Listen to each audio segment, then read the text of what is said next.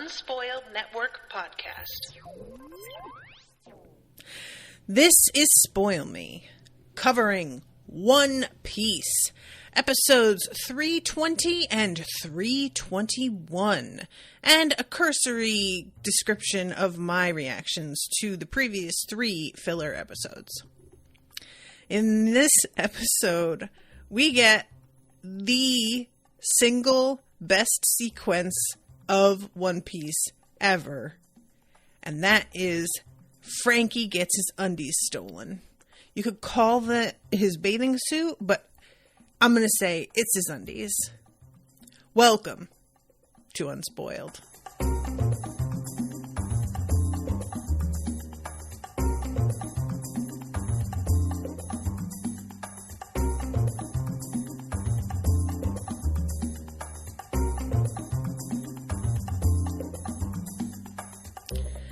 I should have said welcome to Spoil Me, but what are you going to do? Welcome to the show, everyone. I am Natasha. Thank you very much to, is it Gabriella for this episode? Let me just triple check this. It's Florian. Thank you, Florian, for this episode. You delightful, delightful gentleman. Gabriella just put in the chat, Speedo Day. I love it. I love that this has to be something that you guys were like waiting for, right? If I had watched this show already and I knew this was coming, I would be waiting with great anticipation for this episode. I was super taken unaware because, you know, you guys, this show like can be a little bit more adult sometimes than I expect. You know, they'll use language that I'm not used to seeing in cartoons that feel like they're otherwise geared towards kids. The show has a very young feel to it. And then every now and then it'll drop something in and I'm like, oh, right. And I'm curious whether or not this was kept in as is for the American version. I'm going to go ahead and like guess that it was, because I don't really see a way that you like edit this unless you just take it out or make it a completely different thing. And I don't even know how they would pull that off. So I assume that they had less of a problem with just showing Frankie's naked butt than they did with like Sanji smoking kind of thing. But sometimes like we can be really prudish, and it can be very strange how we're fine with certain types of violence, but then like nakedness we're not okay with. So yeah, I'm curious about how that wound up like playing with US audiences.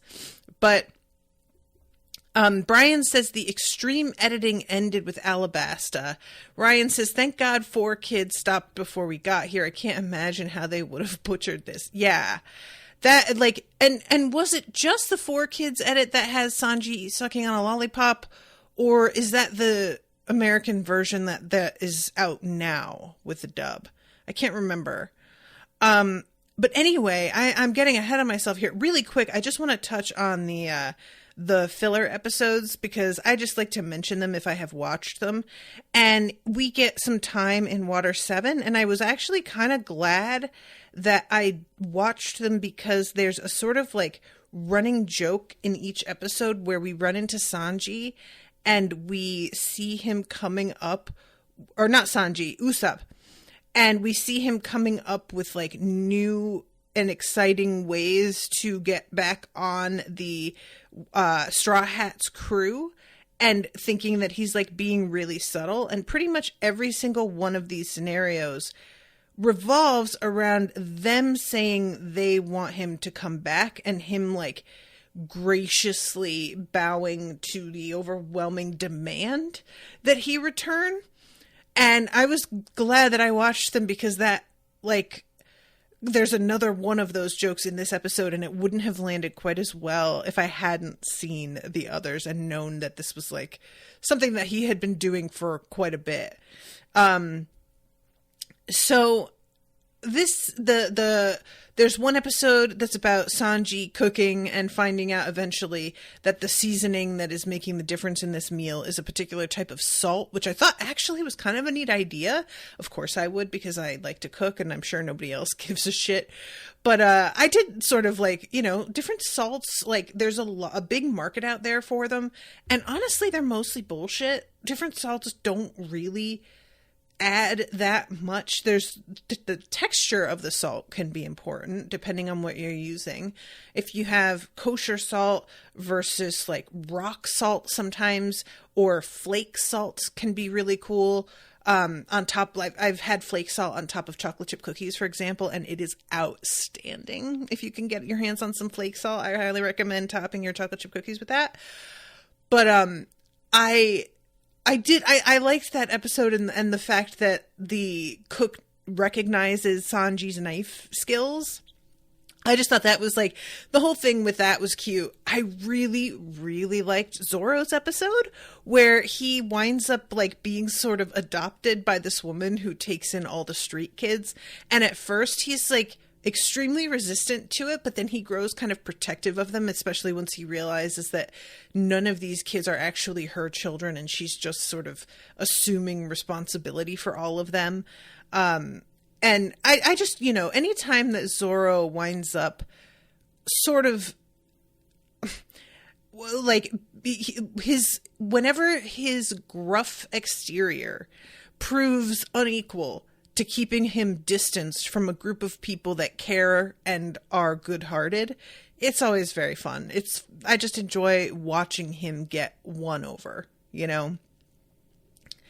But then there's the first filler. And you guys, this got me so in my feelings. It was the one where Luffy gets drawn into a search for an old... What are they called again? I typed it in the like Discord when I was watching it and I can't remember. But it's one of those like sea monsters that they ride. I keep wanting to say Kagura and I don't remember if that's anything. But this little guy has like a beard, like a white beard, and he's just meant to be like a real old one that is winding down in his life. And this little girl is like very attached to him and he goes missing.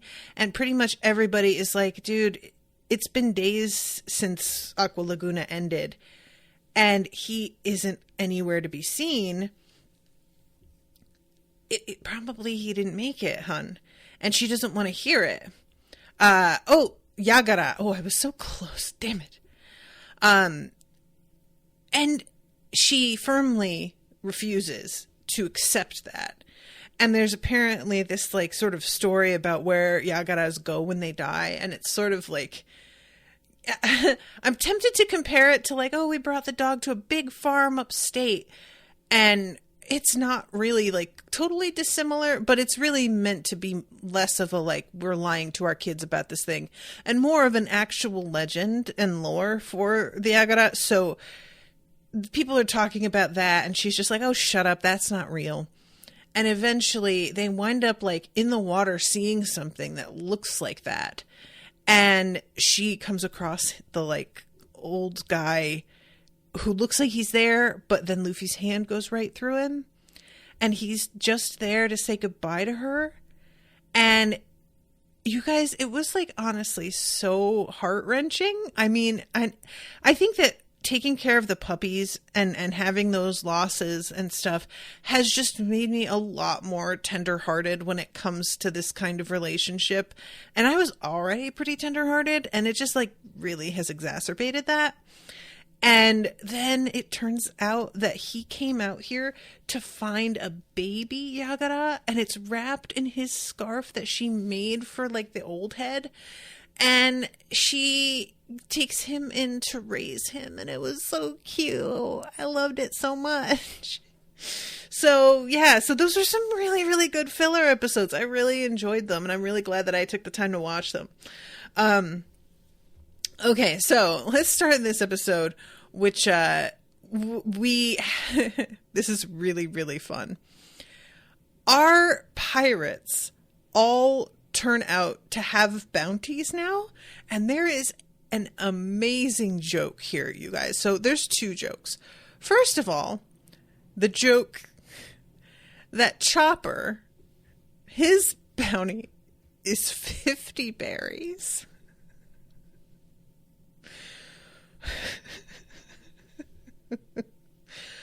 Oh, I love him so much.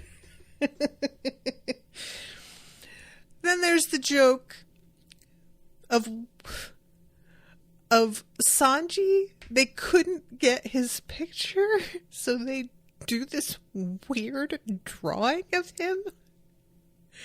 And he's like talking about how all the women are going to be laughing at him. And I was like, sir, I don't think anybody is going to know how to react to that drawing. Honestly, I'm not sure laughter is really the first thing. I think it's just going to kind of be like, what? And actually, now that I say that, there's 3 jokes, because there's also the fact that Nami had been posing, and the fucking photographer who was like taking swimsuit shots of her uses the swimsuit shot with her looking like seductively over her shoulder for her wanted poster, which is also actually a pretty good bit. But yeah, the whole thing is so... like, I was not expecting this to be such fertile ground, but it was very, very funny. Brian says Sanji is the person who would be most bothered by this too. That's interesting, Ryan, because like part of me thinks that's true. Part of me kind of wonders if Nami, if they drew a really, really silly picture of Nami, she might be kind of like, what the hell?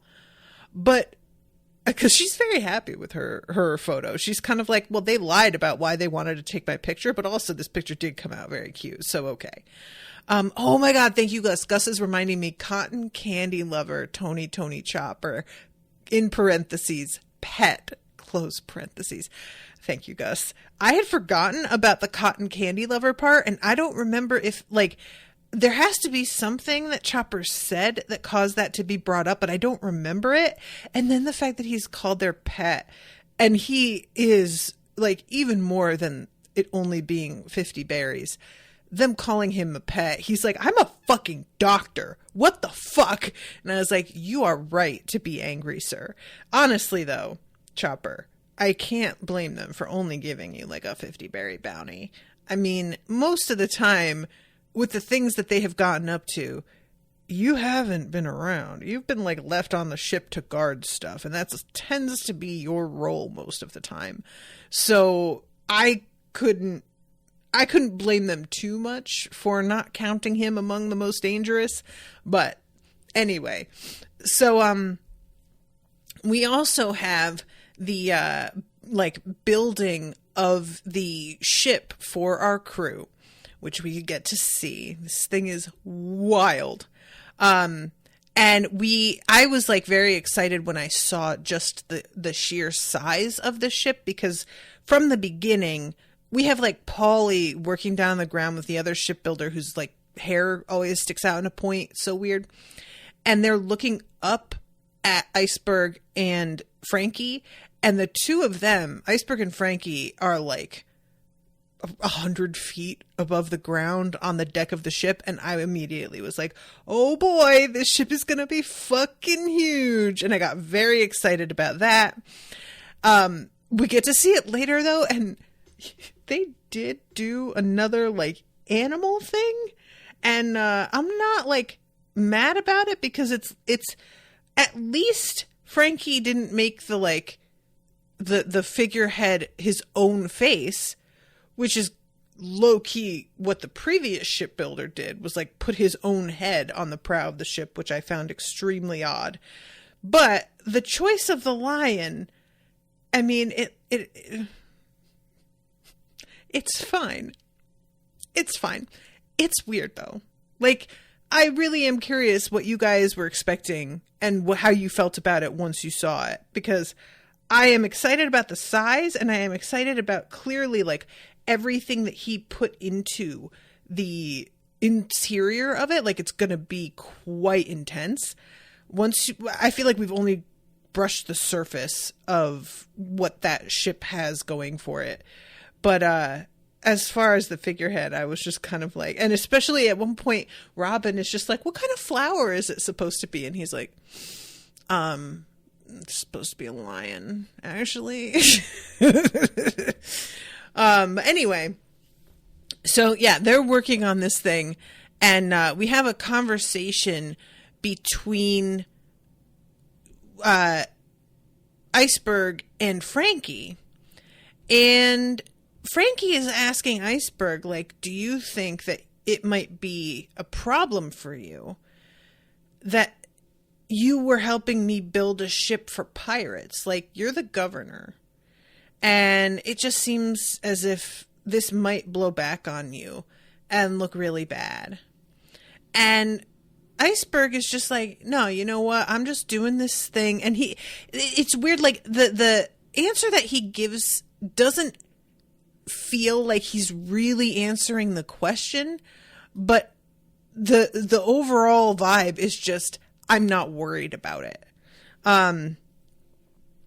Let's see. Gus says, I think his poster is just of him eating cotton candy, so they just chose that epithet. I don't know. Oh, okay. I missed that. Florian says, it's fine and weird. I was not expecting that ship. At first look, I was not a big fan. Ryan says, I didn't mind it, just confused where they got the lion from. We haven't even seen a lion in the show since Buggy. Florian says, the lion thing as the king of the animals makes sense for the future pirate king's ship. Yeah, that I get. That does make sense.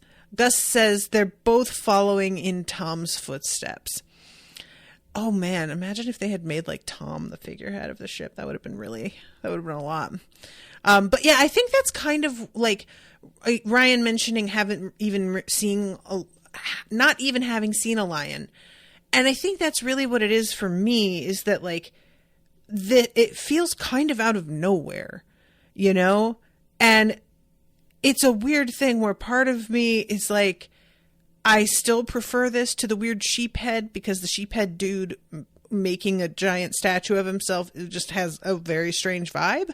But also, at least that was like, you know, had something to do with the plot at the time and was part of, you know, the reason that it was done that way. Felt like, well, I don't think that was a smart idea, but I know where it came from.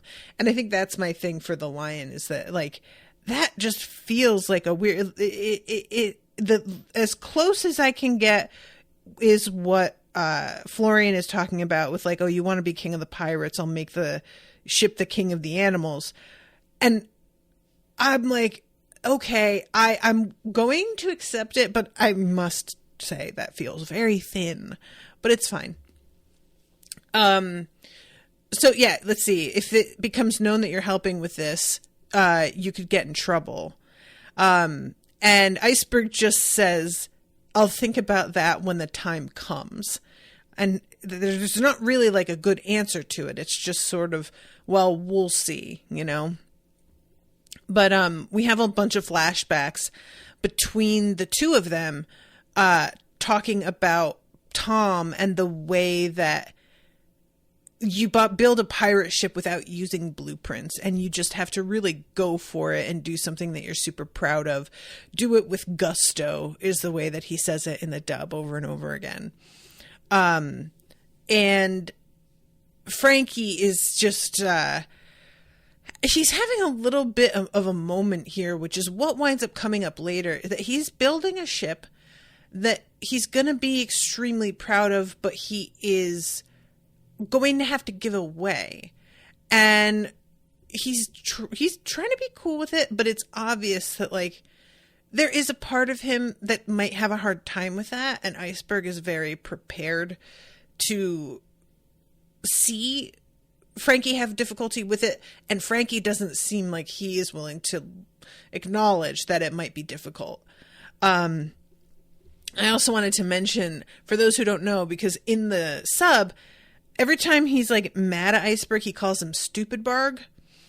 But in the dub, he calls him ice for brains. Which, I mean, that works to me. But I just thought it was very funny, because stupid barg is like, I mean, it's not even that bad. It's just kind of funny that they were like, yeah, we're not going to do that. Like, come on. Gus says, it looks a lot less ragtag than the Mary. It's brand new, so I think it'll take a while to feel lived in, I guess. Oh, Gus says, do it with a Dawn. That's what he says in the sub? Because I haven't even, like, paid attention to the sub and what he... Do it with a Dawn. What does a Dawn mean? Is that, like, somebody's name? Or is that, I don't know what you're talking about, Gus. Then he just typed Bakaberg. I don't know what's going on over here. I'm going to have to ignore you now, Gus. I'm sorry. So, okay. There's a whole lot of flashing back between the two of them. I'm not going to get into all of it. But the main thing is that that Frankie is like he has a moment with Iceberg, and Iceberg is telling him like, I'm proud of you and what you've done, and I'm really glad you're still alive. And he gets extremely choked up and walks away, and Frankie doesn't even he doesn't say anything in response. You just see Iceberg walking away with his hand over his face, crying. And then it cuts to Frankie, like, hammering something in on the ship. And he's just like, oh, now you're glad I'm alive. And there's something about it that feels like he's angry at feeling emotions, which that seems fair to me. That seems like Frankie obviously has a difficult time sort of sorting out the different feelings that he has. So this is when we have Usopp, and he's like gonna come and, he thinks, stroll in amongst the Straw Hats and get welcomed back with open arms, and they will beg him to stay, and he will graciously accept. And then he looks through the window and he sees all of the Straw Hats inside this room looking extremely serious. And it's really funny because he doesn't want to actually interrupt, but he wants them to notice him. So he stands sort of right outside and sneezes really loudly. And it looks for a second like they may be noticing him and coming over to the window. But Nami just comes up and closes the shades of the window. Meanwhile, he is standing outside the window acting out this entire thing. Again, another scenario of how he's going to wind up becoming part of the Straw Hats again. And I kept wondering, like, if they did see you and they came up and you were in the middle of this, like, little fantasy scenario, sir, how would you save face in this moment? I feel like that's just going to look so sad. As it is, in one of the previous episodes, he's in the middle of one of his little, like, one-man plays, and Sanji sees him. And I can't tell if Sanji really knew what it was he was doing, if he was close enough to hear the actual dialogue. Sanji just sees him and says, like, that idiot, and that's about it. But I couldn't tell if he knew exactly what it was that Usopp was, like, mentally preparing for. Florian says, with a bang. Ryan says, Dawn is a sound effect like bam. Oh, okay. Yeah, wow. I'm just, sometimes, guys, I am just really glad for the dub. Do it with a Dawn. It would just not, yeah. Do it with gusto, I'm not going to lie, is a weird one also. Like, it's not like that's flawless. But there is still something to be said for the fact that it, like, it's not just a weird onomatopoeia. Let's see. Gus says they translated it as, like, with a boom or something. Dawn is an onomatopoeia sound effect of a drum that Oda uses a ton for high impact scenes in the manga. Okay, gotcha. So this, the whole thing ends basically with, like, Usopp walking away from the window and being like, I guess I'm going to have to find a way to join them up because this ship is almost done being built and I'm still not back with the Straw Hats. So I don't know what I'm going to do, but gotta get back in there somehow. And then the Frankie pirates, they come rolling up and they have a bunch of goodies to feed everybody who's been working really hard. And this is when Iceberg asks him, what are you going to do once the ship is complete? Are you just going to hand it over? You really think you're going to be okay with that? And Frankie is like, yeah, that's the whole point. That's what I've been working for. And everybody else is like, look, dude, I feel like you should consider going with them. And I was so shocked, y'all. Genuinely. All of them are sitting there like, we have to convince him to leave. And he argues and is like, I have no intention of leaving this island. That is super duper not happening. And they all seem kind of like,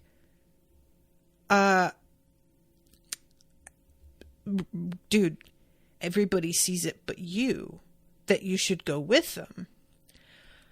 You guys know, I was just talking to Bernadette and she was asking me, do I think that, like, what do I think is going to happen with Frankie? And I was like, I would like it if he joined the crew, but I just think the crew is done growing and I don't feel like we're adding anybody else. And now it looks like this is really what we're doing. If it weren't for the fact that his whole crew was so on board, pun intended, and wanted him to leave, I would kind of be like, all right, well, they're putting this forth as a possibility, but it's not actually going to shake out this way. Like the girl from Alabasta. And, you know, there was a possibility that she joined the crew, although by then I just didn't care about her and found her really boring, and I actively hoped that she wouldn't. But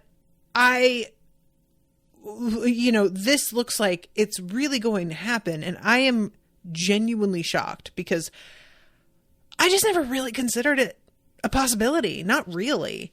And there's a part of me, because it keeps being mentioned like Luffy needs a shipwright, a part of me is really worried at what Usopp's response is going to be if he sees they have Frankie joining up.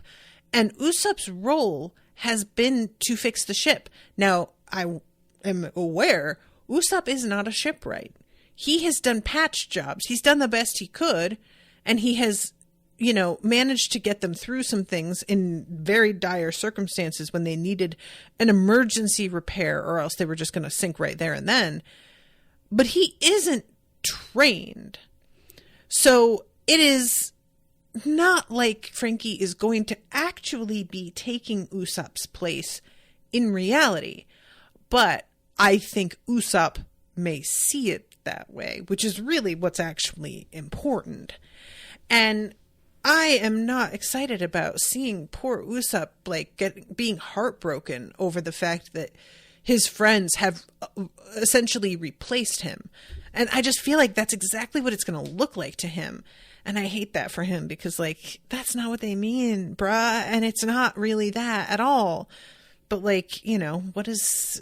how do you convince somebody who is already, kind of self-conscious about his role and everything? And then you pull somebody in who's got much more skill, not only at doing one of the few things that Usopp did for the crew, but also is a fighter, which Usopp isn't. And I say that with an asterisk because we have seen him really advance with what he can do when he's in his alter ego. So I'm not trying to say Usopp doesn't bring anything to the table, but I know he doesn't see himself as a peer to Frankie. I wouldn't say that he believes that. So Frankie is sort of outdoing Usopp in two areas. And I am worried that Usopp is going to have a bit of a meltdown over this. I don't know. It's such a weird thing because as it's being played out right now, Usopp is so confident that they want him back.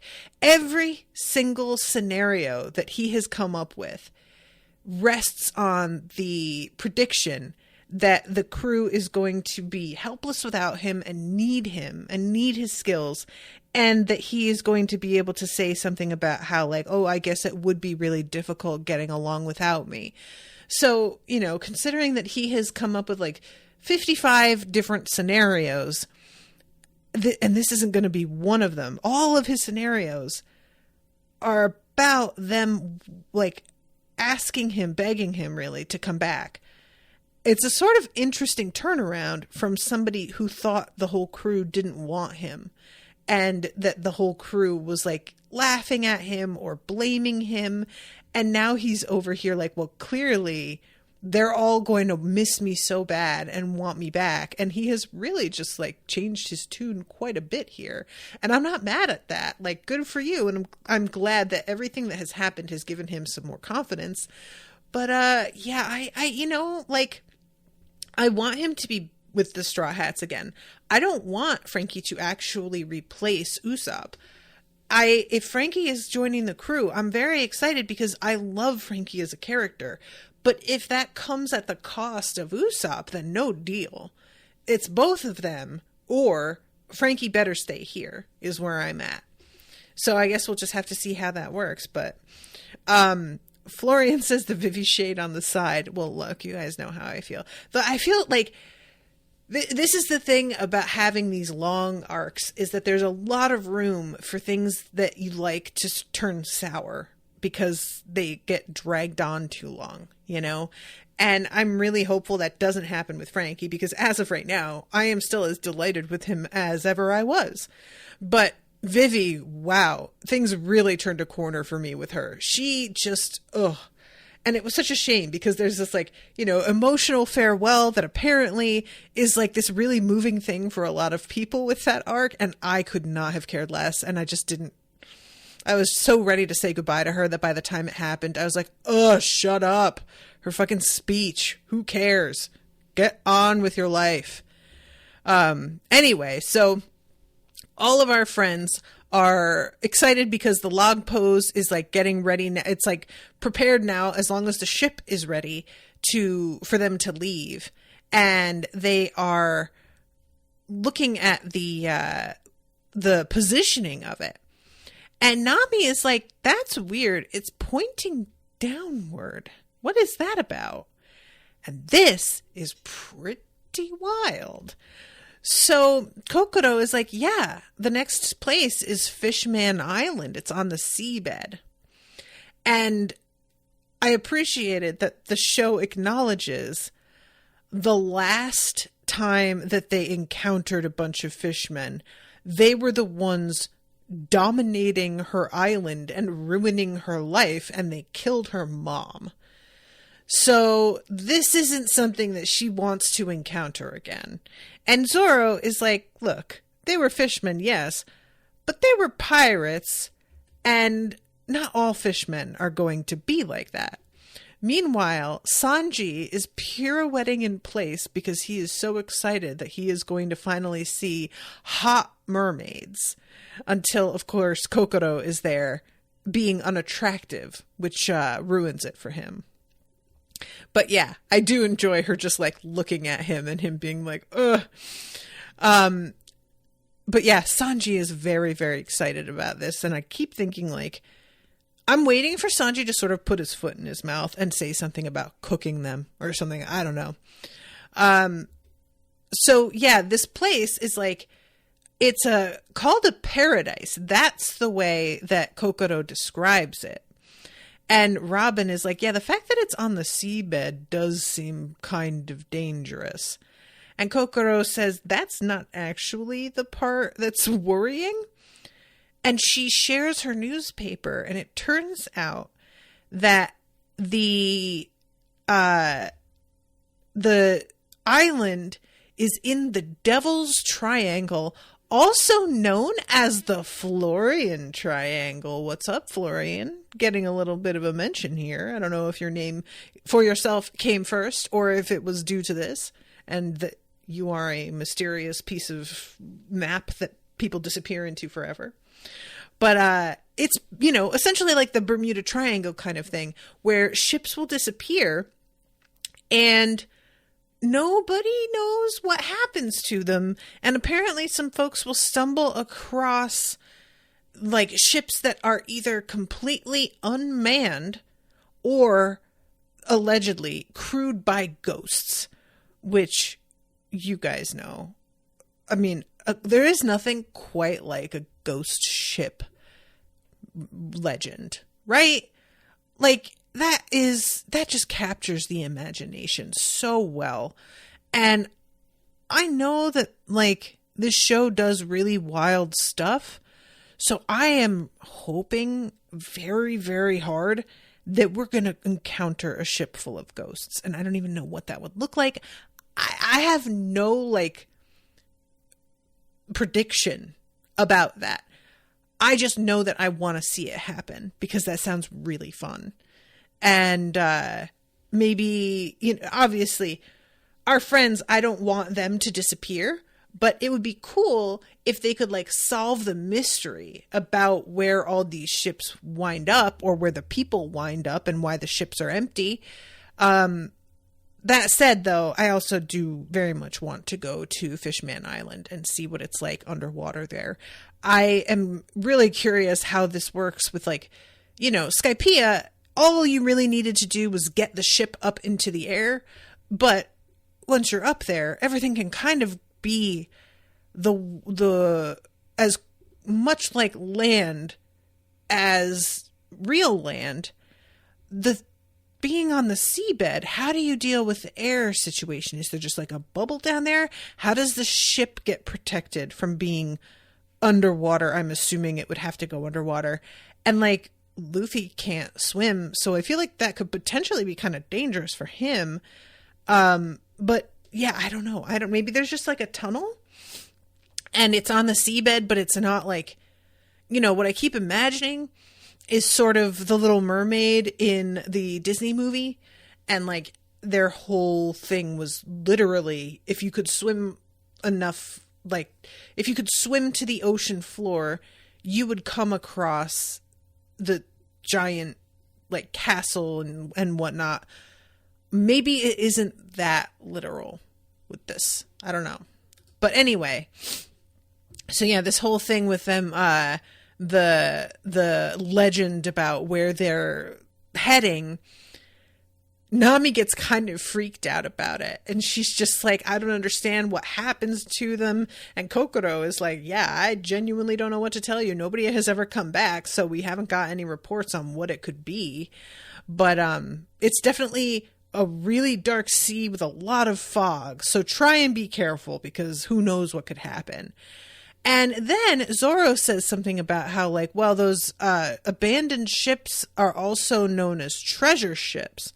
And I was like, are they? Because he just says this like it's just a thing. And I think I wouldn't be surprised if he just fucking says it, because he knows that's what's going to calm Nami down, is the prospect of, like, getting treasure.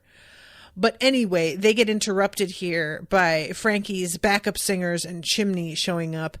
And they are going to show them their new ship.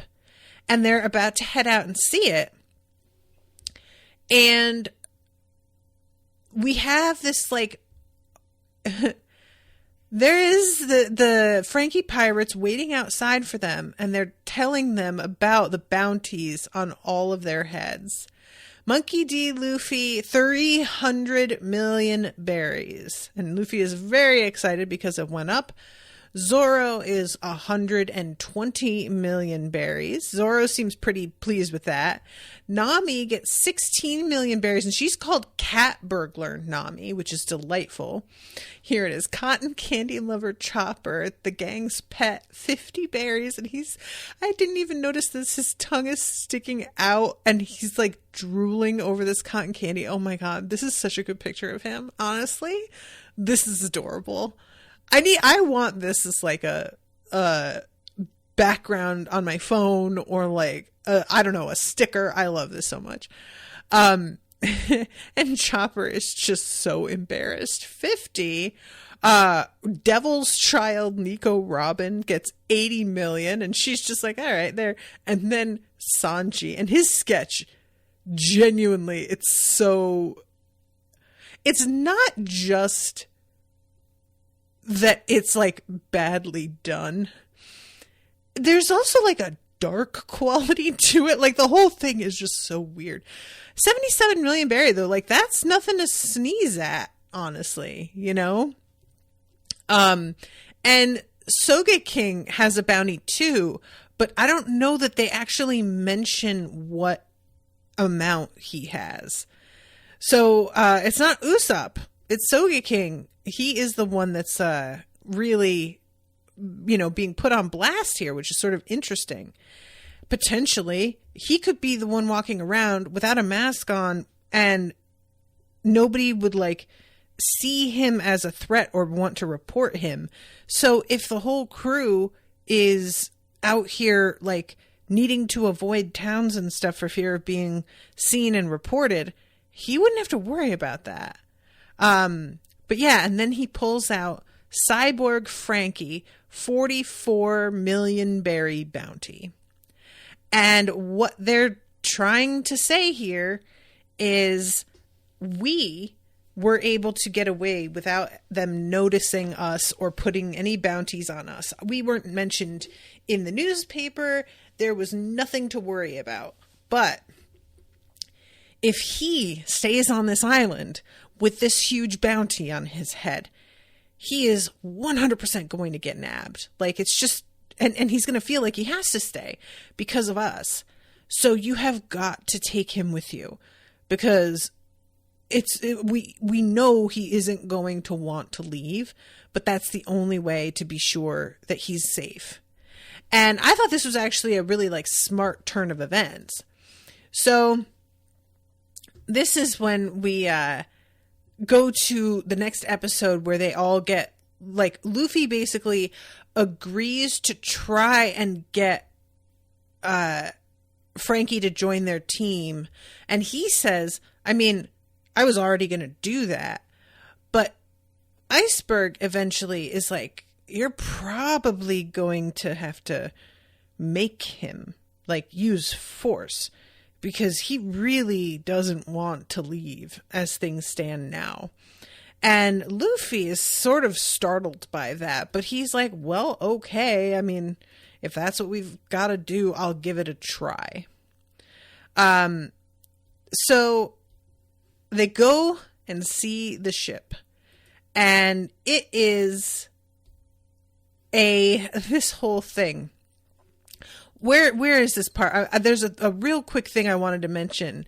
Few though they may be, to think that they all have a bounty. Furthermore, their bounties total over 600 million berries. This is the photographer who was trying to get Nami and Robin to pose in bikinis. I think this was in one of the filler episodes that they asked for that. And at first Nami is I can't believe you'd ask that. And he's apologizing. And then she's like, no, we haven't discussed price. So the Marine who's talking to the photographer is what about the Blackfoot guy? Why isn't there a picture of him? And the photographer says, I'm certain that I took his picture, but I was shocked when I developed it because it's just black. And he says it's something out of a horror story, and he's being super dramatic. But the Marine is did you take the cover off your lens? And that is the whole scene. So I'm assuming that that's supposed to be what it is, that he just forgot to take the cover off. Which that really brings me back. Do you guys remember that? This is such a thing now. And I wish so much that there was a way to explain to younger kids who are used to phone cameras what it used to be like. But you could not predict how any of your photos were going to come out. You would take a photo and it would look good in the viewfinder, and then you would get it developed, and God knows what the lighting would have done, whether you had been able to focus well enough, and the viewfinder did not necessarily look through the lens, so sometimes your cap would be on, and you didn't notice because they don't look through the same aperture, which is insane to me that was how things worked. But I used to work in a photo developing shop, and yeah, you would get batches of photos that were dark because either somebody forgot to take the lens cap off, or their finger was draped right over the aperture and they didn't realize it. So they had half obscured photos. And that just cracked me up because I didn't even I forget about that. You know, it's, you get so used to how things are now and you forget the struggles. So they go to see the ship, and this thing is fucking enormous. And there's a huge 1 on the side as well, I guess, you know, for number 1. But there, I'm trying to like think how to even describe it because it is so over the top. There's like a crow's nest that has a whole building up on top. It looks like the crow's nest building alone is the size of what the Mary used to be. And then there's like a similar sort of building perched on the end, and it got at least, like, it looks to me at least 2 or 3 floors within the hull. Never mind, there's like a double decker sort of main building with another crow's nest type deal off the back. Like there is just a lot of room here, a lot of balconies, a lot of windows and doorways, just so much space. And I'm really excited about it because you guys know that I was hoping we would get something really enormous so that we would have plenty of room for all kinds of things to take place on the ship, and for our friends to each sort of get their own like work areas where they could do their own things. And Luffy, like, he is ecstatic. He is so excited. So they get on board, and it's got fucking grass on the deck. It's not only got grass, but there's like trees growing and a swing hanging from one of the trees. Like, it's basically like a university quad on the deck. It's very lovely. And I'm trying to see, because like there's a lot of things that are talked about from the inside of the rooms. People are yelling things out, but we don't actually get to see them. So there's a mention of an aquarium, which eventually Frankie mentions that this is some place that you can catch fish and keep them, and you can view them. So they'll be kind of like decor, but they'll also be a steady supply of fish at your fingertips for whenever you want to kill and cook one and eat it. And that's a very, very smart idea. But yeah, Iceberg, Luffy is like, where's Frankie? So we can ask him, or we can thank him for everything he did. And Iceberg is like, yeah, he doesn't want to talk to you. And Luffy's like, well, what the hell? I was going to ask him to join the crew. And Iceberg says, yeah, I think he knew you were going to ask him that. And he feels like if you do, he isn't going to be able to turn you down. So he would just rather not see you so that he doesn't have to deal with the agony of saying no or feeling like he absolutely has to say yes. And he says, I think Frankie does want to come with you, but he feels a duty to staying here and a duty to his own men. I think it's just stubbornness, but he is taking it pretty seriously.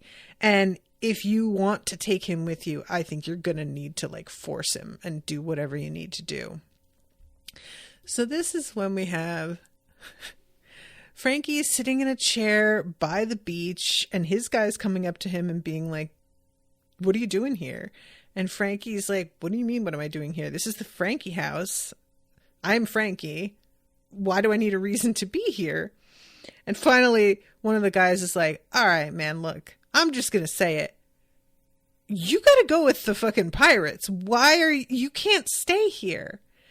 And he's pointing out their house that they built and is like, how can I leave when you guys don't even know how to build a house? And then you guys were nothing before I found you all. And I appreciate that the guy who's arguing with him is like, hey man, look, we all know that that's true, but you don't need to be cruel about it. And we never saw you building a ship before. Our whole thing had been tearing ships down. But when we saw you building, it was obviously the first time that you've like been real happy in a long time. And it's what you're meant to do. And Frankie just keeps on harping on the fact that they can't live without him.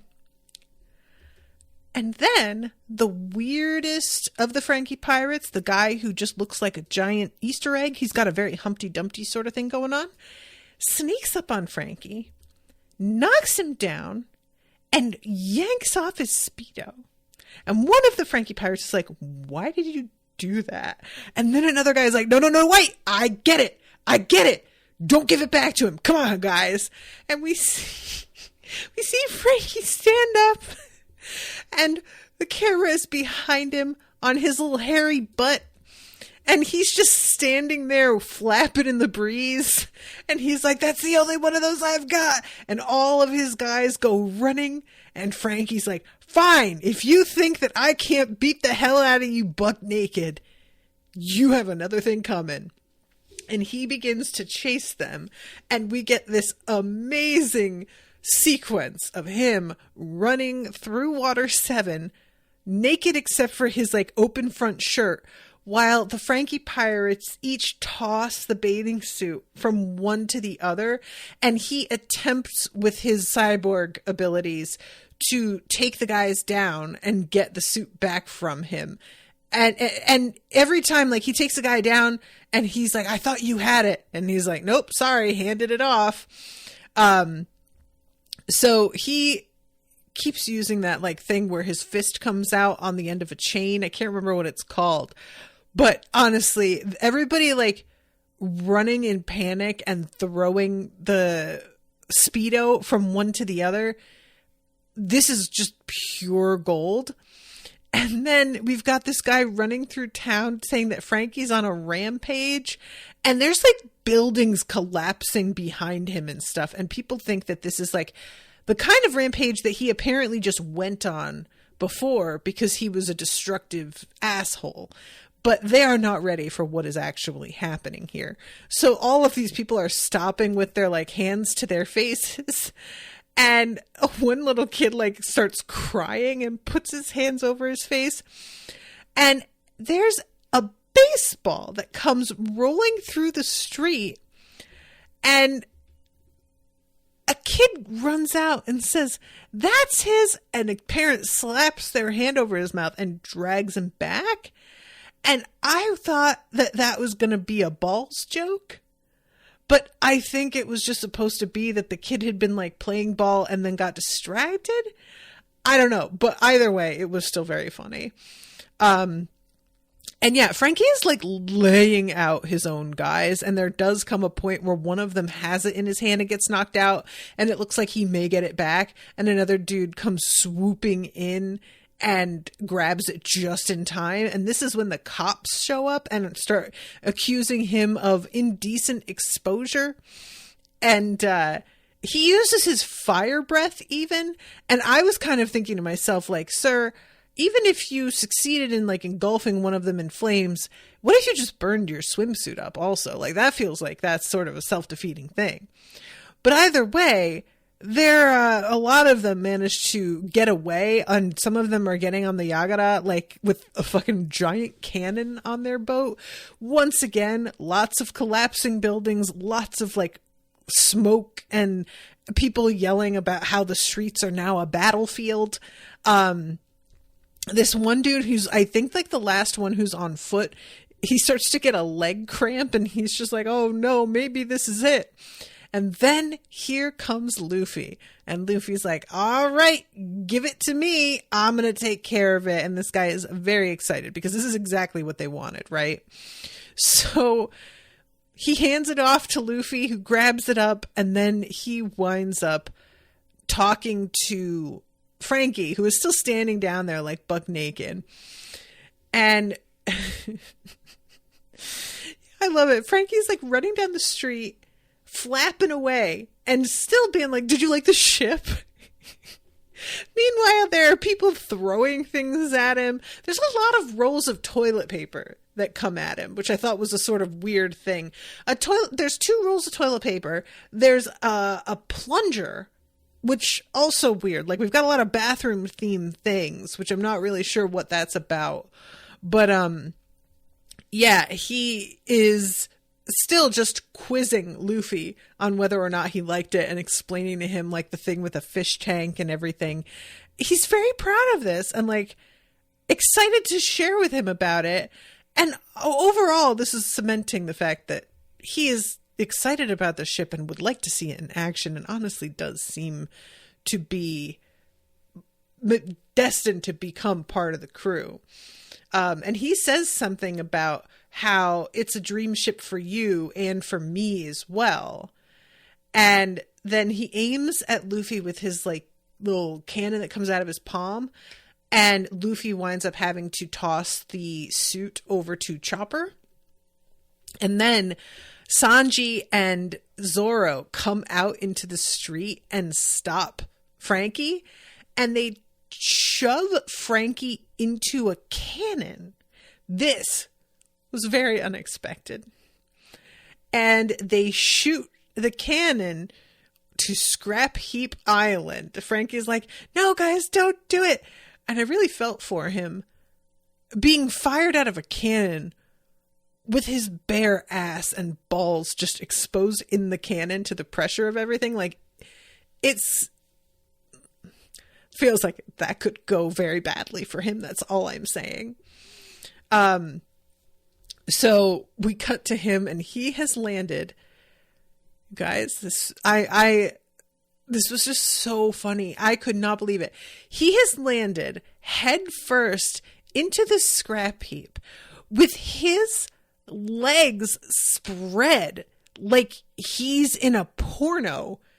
It is straight out of a gay porn. Like, the whole thing, it is wild. I could not believe how long Frankie is naked, the sequence, went on. It's the whole episode almost. It's so long. This thing cracked me up. And he's just like, because he's buried, you know. And finally, he stands up and he, I think he has his suit in his hands. Am I wrong? No. Luffy still has it. That's right. And he's standing on the deck and Luffy says, this is the best ship ever. We'll take really good care of it. But if you ever want this bathing suit back, you're going to have to come with us. And I know that it's just the principle of the thing, but it would have been really funny if Frankie was just like, I don't know, I'll just go buy another one then, I guess.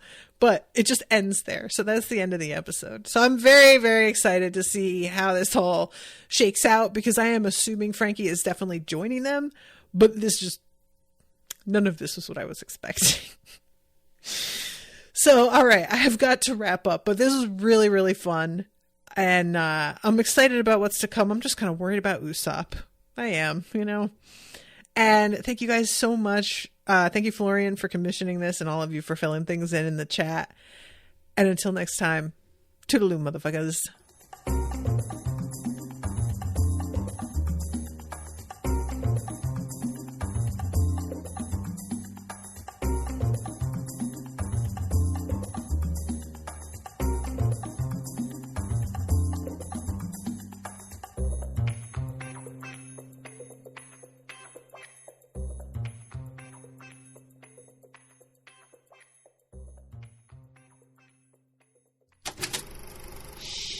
That was an Unspoiled Network podcast.